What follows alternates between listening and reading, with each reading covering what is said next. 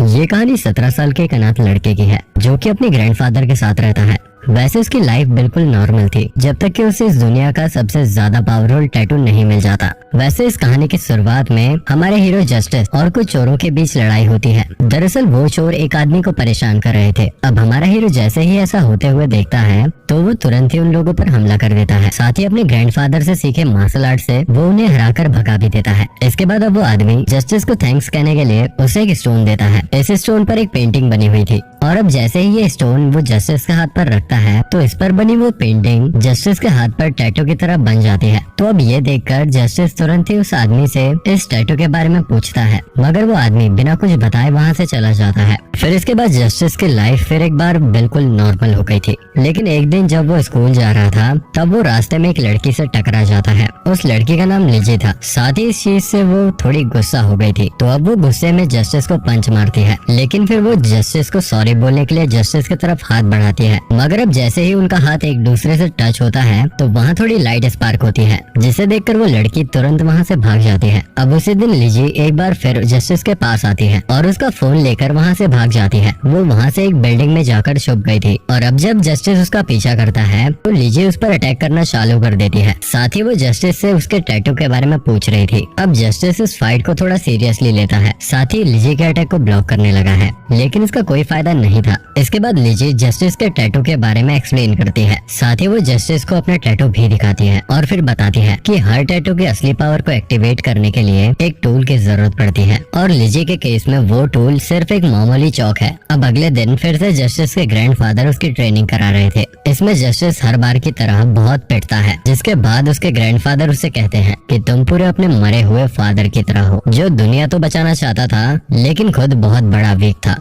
अब इसके अगले दिन की ही बात है जब जस्टिस अपनी क्रश टोको के साथ स्कूल से घर जा रहा था। तब वो नोटिस करता है कि लिजी उसका पीछा कर रही है। तो अब वो टोको को अकेला जाने का बोलकर लिजी से मिलता है, जिसके बाद वो लिजी से पूछता है कि मैं अपना टैटू किस तरह से एक्टिवेट कर सकता हूँ, जिस पर लिजी उसे बताती है कि सबको अपने टैटू के लिए अलग अलग चीजों की जरूरत पड़ती है। पर जब वो बातें कर रहे थे कि तभी वहाँ पर एक आदमी भागते हुए आता है और आते ही सीधा जस्टिस पर अटैक करना चालू कर देता है। अब किसी तरह जस्टिस अपनी फाइटिंग स्किल से उस आदमी को हरा देता है, लेकिन अब जस्टिस का ध्यान नहीं था। तब वो आदमी जस्टिस को पंच कर वहाँ गिरा देता है। दरअसल उस आदमी ने अपनी टैटू पावर एक्टिवेट कर ली थी। इसके बाद हमें पता चलता है कि वो आदमी यूएस माफिया के लिए काम करता है। साथ ही वो जापान से सिर्फ ज्यादा टैटू कलेक्ट करने के लिए आया है। इसके बाद अब जस्टिस उससे बचने की पूरी कोशिश करता है, लेकिन इसका कोई फायदा नहीं था क्योंकि उस आदमी के टैटू की पावर सुपर स्ट्रेंथ थी। इससे उसे अननेचुरल स्ट्रेंथ मिल रही थी। साथ ही अब जस्टिस ने भी हार मान ली थी और उसे अपना एंड भी सामने दिखने लगा था। लेकिन जब वो अपना हाथ आगे करता है तो इससे उसका ब्लड उस टैटू पर टच हो जाता है और अब इसकी वजह से उसके टैटू की पावर एक्टिवेट हो चुकी थी। उसकी टैटू पावर का नाम व्हाइट मेकर है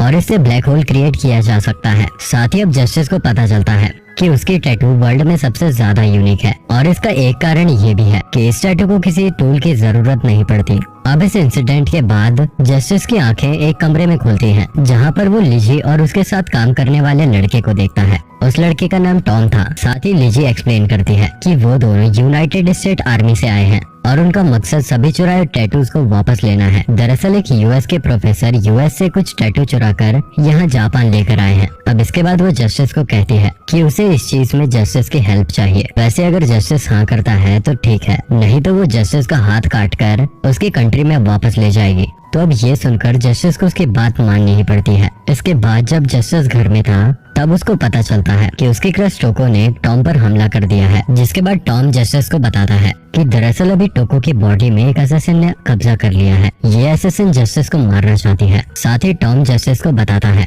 कि इस सब के पीछे प्रिंसेस ऑर्था का हाथ है और उसका प्लान इस दुनिया के सभी टैटूज की पावर को कलेक्ट कर दुनिया में सबसे ज्यादा स्ट्रॉन्ग बनने का है। इसके बाद अब टॉम जस्टिस से कहता है कि इन बॉक्स में ब्लड रखा हुआ है, जिससे जस्टिस अपने टैटू को एक्टिवेट कर सकता है और इजीली इस असैसिन को हरा सकता है। मगर अब वो असैसिन जस्टिस पर पहले ही अटैक कर उस बॉक्स को लात मारकर चढ़ाव से नीचे गिरा देती है। साथ ही अब वो जस्टिस पर बार बार अटैक करने की कोशिश कर रही थी, लेकिन जस्टिस भी बार बार उसके अटैक्स को डॉज करता जा रहा था। साथ ही अब किसी तरह जस्टिस उस असैसिन का अम्ब्रेला पकड़ लेता है। इस अम्ब्रेला के आगे टॉम का ब्लड लगा था। इस वजह से जस्टिस के टैटू की पावर एक्टिवेट हो जाती है। अब इससे जस्टिस की फिजिकल पावर बहुत ज्यादा बढ़ चुकी थी, लेकिन जस्टिस को अभी तक इस स्ट्रेंथ का यूज करना नहीं आया था। फिर भी वो दूर कर बचने की कोशिश करता है, लेकिन इसका कोई फायदा नहीं होता, बल्कि इससे असैसिन उसके शोल्डर पर और अटैक कर देती है। मगर अब हम देखते हैं कि असैसिन जस्टिस को अपनी साइड से सारा ट्रुथ बताने की कोशिश करती है, लेकिन तभी टॉम अपनी टैटू पावर एक्टिवेट कर लेता है। साथ ही जस्टिस भी उस असैसिन को हेडबट मारता है और इसके बाद टॉम उस असैसिन को टाको की बॉडी से बाहर निकाल लेता है। पर अब वो असैसिन अपनी स्वॉर्ड निकाल लेती है और अपना असली काम छोड़कर पहले टॉम को मारना सही समझती है, लेकिन इसके ऐसा करने से जस्टिस बीच में आ जाता है। हम देखते हैं कि जस्टिस के हाथ पर उसका ही ब्लड लग चुका था, इससे उसका टैटू भी एक्टिवेट हो जाता है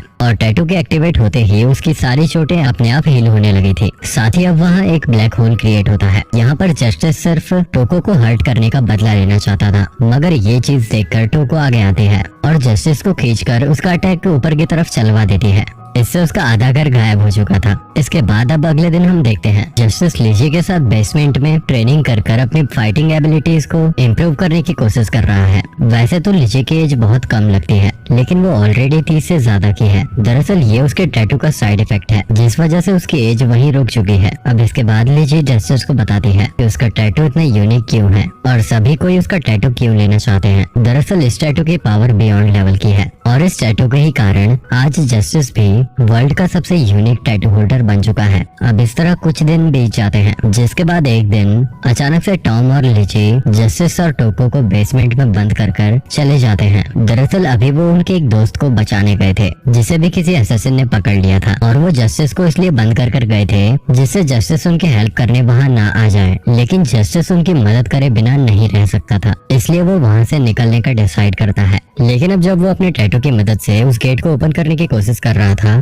तो इस वजह से वो एक बार फिर अपने पूरे घर को गायब कर देता है। इसके बाद अब ये दोनों लिजी और टॉम की मदद करने निकल पड़ते हैं। वहाँ पहुँचते ही उन्हें वहाँ वो असैसिन मिल जाती है, साथ ही उनमें फाइट भी तुरंत स्टार्ट हो जाती है। अब जस्टिस अपनी टैटू पावर का यूज कर रहा था, इसलिए वो पहले तो असैसिन के अटैक को डॉज कर देता है, फिर अपनी टैटू पावर की मदद से उस असैसिन की ब्लेड्स को ब्रेक कर देता है। मगर असैसिन भी जस्टिस को किस कर देती है, साथ ही उसके पास दूसरी नई ब्लेड्स भी थी। अब जस्टिस भागने की कोशिश करता है। दरअसल टॉम ने कम्युनिकेटर के थ्रू जस्टिस को एक प्लान बता दिया था, जिससे वो उस असैसिन को हरा सकता था, लेकिन एंड में ये प्लान बिल्कुल काम नहीं करता, बल्कि इससे जस्टिस को और ज्यादा चोट लग चुकी थी। अब टोको जस्टिस को इस तरह ग्राउंड में पड़ा हुआ देखती है और अचानक ना जाने कैसे उसकी टैटू पावर एक्टिवेट हो जाती है। साथ ही अब वो तुरंत जस्टिस के हेल्प के लिए भागती है और हम देखते हैं कि टोको के सर पर एक टैटू है। ये टैटू उसे तब मिला था जब टॉम उस असैसिन को टोको की बॉडी से निकाल रहा था। अब तभी जस्टिस को बहुत ज्यादा बुरा लगता है, क्योंकि वो टोको को प्रोटेक्ट नहीं कर पा रहा था और बल्कि टोको को ही जस्टिस को बचाने आगे आना पड़ा है। तभी जस्टिस को किसी की आवाज सुनाई देती है। दरअसल ये आवाज उसी के टैटू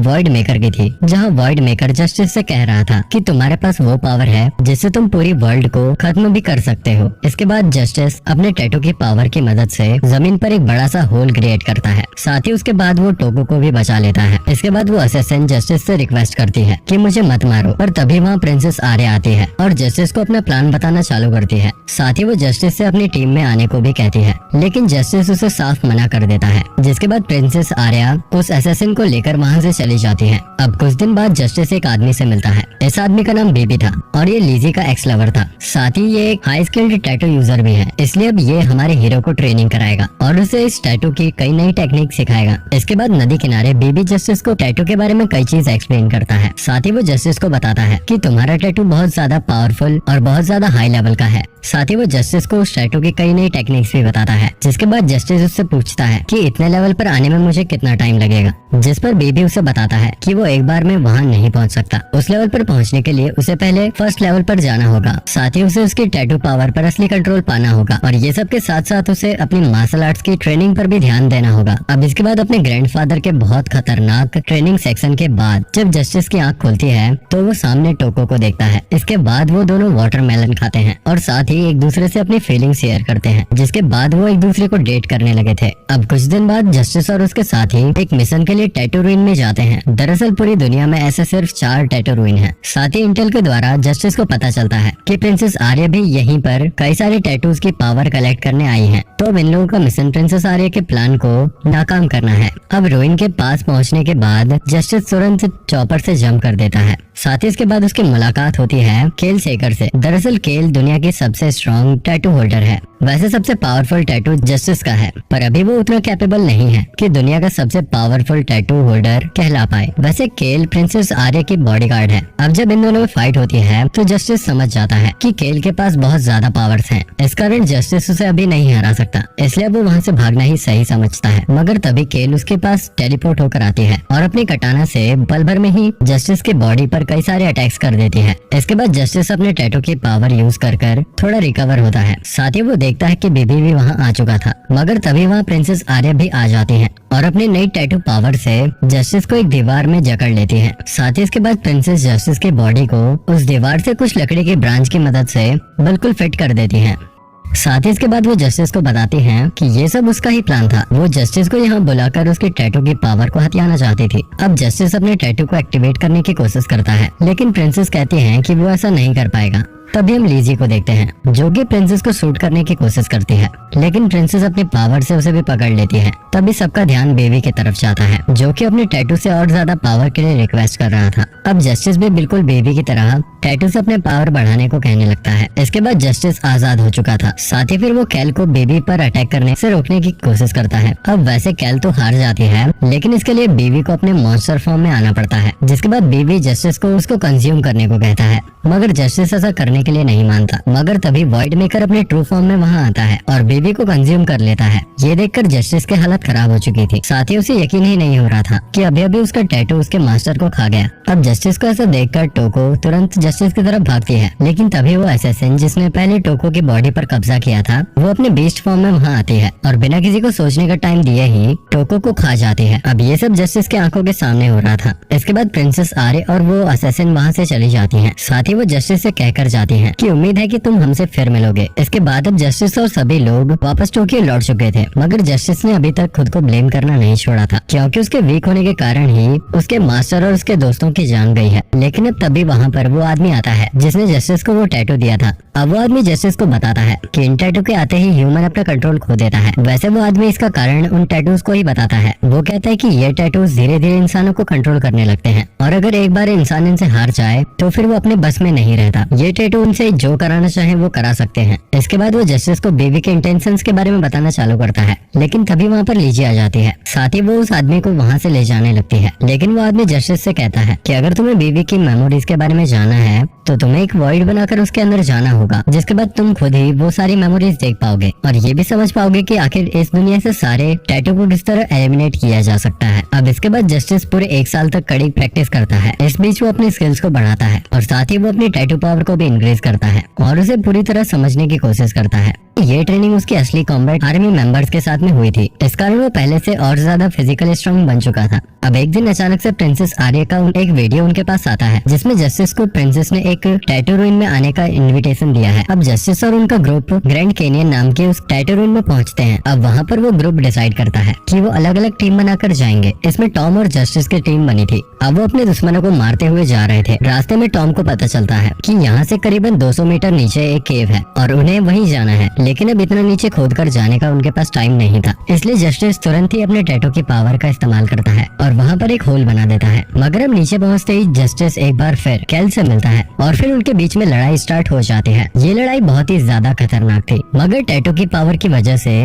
वो अपनी चोटों को हील करते हुए लड़ रहे थे। अब लड़ाई के वक्त केल जस्टिस को बताता है कि प्रिंसेस गॉड बनना चाहती है और इस पूरी दुनिया पर राज करना चाहती है। अभी यहाँ जस्टिस उसके अटैक को डॉज करने की कोशिश कर रहा था, लेकिन उसे एक अटैक लग भी जाता है, जिसके बाद वो खुद से प्रॉमिस करता है कि वो टोको की मौत का बदला लेकर रहेगा। अब इसके बाद फिर से फाइट स्टार्ट होती है। अब हम देखते हैं कि केल जस्टिस के आर्म और लेग को बहुत बुरी तरह से इंजर्ड कर देता है। अब लास्ट अटैक के वक्त जस्टिस को बेबी की टिप्स याद आती है, जिस वजह से जस्टिस अपनी पावरफुल ब्लो के साथ केल को हरा देता है। अब तभी वहाँ प्रिंसेस आर्या की एंट्री होती है, जो कि अब दूसरे रूइन की पावर एब्जॉर्ब कर आई थी। यहाँ जस्टिस अपने बालों को टोको के हेयर बैंड से बांधता है और फाइट के लिए तैयार हो जाता है। साथ ही वो कुछ पिल्स भी खा रहा था। ये पिल्स उसे उस आदमी ने दी थी और इन पिल्स से जस्टिस अपने टैटू की पावर को बियॉन्ड लेवल तक ले जा पाएगा। अब वैसे इसमें खतरा भी हो सकता था, लेकिन जस्टिस को खुद की फिक्र नहीं थी, उसे सिर्फ अपना बदला लेना था, इसलिए वो इस सब के बारे में नहीं सोचता। इसके बाद अब फाइट चालू होती है, मगर प्रिंसेस अटैक से बचने के लिए शील्ड का यूज कर रही थी। साथ ही वो कई और तरीके के अटैक्स भी करती है, जैसे कि फ्लाइंग अटैक और लेजर बॉल अटैक।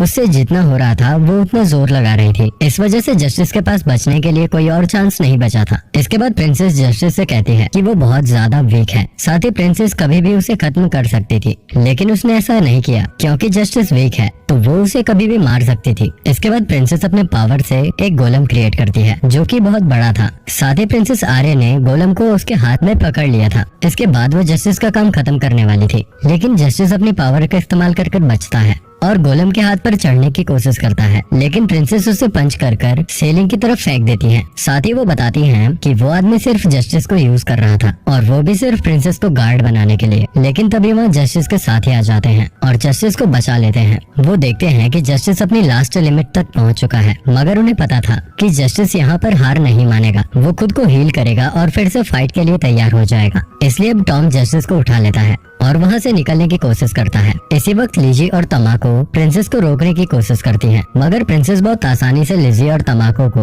हरा देती हैं। साथ ही एक्सप्लोजन की वजह से वो दोनों दूर फेंका जाती हैं। अब जस्टिस लिजी को गिरते हुए देखता है तो तुरंत जंप कर उसे बचाने की कोशिश करता है, क्योंकि वो नहीं चाहता था कि वो किसी और को फिर से खो दे। दूसरी तरफ आदमी को होप थी कि जस्टिस प्रिंसेस आर्या को हराएगा और प्रिंसेस की पावर को सप्रेस करेगा। दरअसल ये बात प्रिंसेस को भी नहीं पता थी और न ही उस आदमी के प्लान पता थे। इसके बाद वो आदमी उन पिल्स की पावर को एक्टिवेट कर देता है जो कि उसने जस्टिस को दी थी। इसकी वजह से जस्टिस एक बहुत बड़े मॉन्स्टर के फॉर्म में आ चुका था। दूसरी तरफ प्रिंसेस भी अपने मॉन्स्टर फॉर्म में आ चुकी थी। इसके बाद उन दोनों में फाइट स्टार्ट होती है, मगर अभी भी प्रिंसेस की पावर ज्यादा थी। आर्मी कोशिश करती है कि वो प्रिंसेस को शूट करे जिससे कि जस्टिस को एक मौका मिल सके। दरअसल जस्टिस मॉन्स्टर के अंदर बेहोश पड़ा हुआ था, लेकिन तभी उसे होश आता है और फिर वो एक बार फिर पूरी ताकत के साथ फाइट स्टार्ट करता है। साथ ही वो उस प्रिंसेस के मॉन्स्टर के फेस पर हमला करने के बाद लीची और बीबी से मॉन्स्टर बनने के लिए माफी मांगता है। साथ ही इसके बाद वो उस मॉन्स्टर को पंच मारना स्टार्ट कर देता है, जिसके बाद जस्टिस की पावर प्रिंसेस की पावर को सरपास कर चुकी थी। साथ ही उसके मार्शल आर्ट्स की ट्रेनिंग उसे आज काम आ रही थी। साथ ही इसके बाद वो प्रिंसेस के मॉन्स्टर का माउथ ओपन करता है और उसमें जंप कर देता है। इसके बाद वो प्रिंसेस को फाइनली खत्म कर देता है और फिर पूरे वर्ल्ड को खत्म होने से बचा लेता है और ये स्टोरी यहीं खत्म होती है। तो ये स्टोरी और ये एक्सप्लेनेशन आपको कैसा लगा हमें कमेंट में जरूर बताइए, और अगर अच्छा लगा तो इस वीडियो को लाइक जरूर करना और सब्सक्राइब कर बेल आइकन को दबाना बिल्कुल भी मत भूलना। बाय।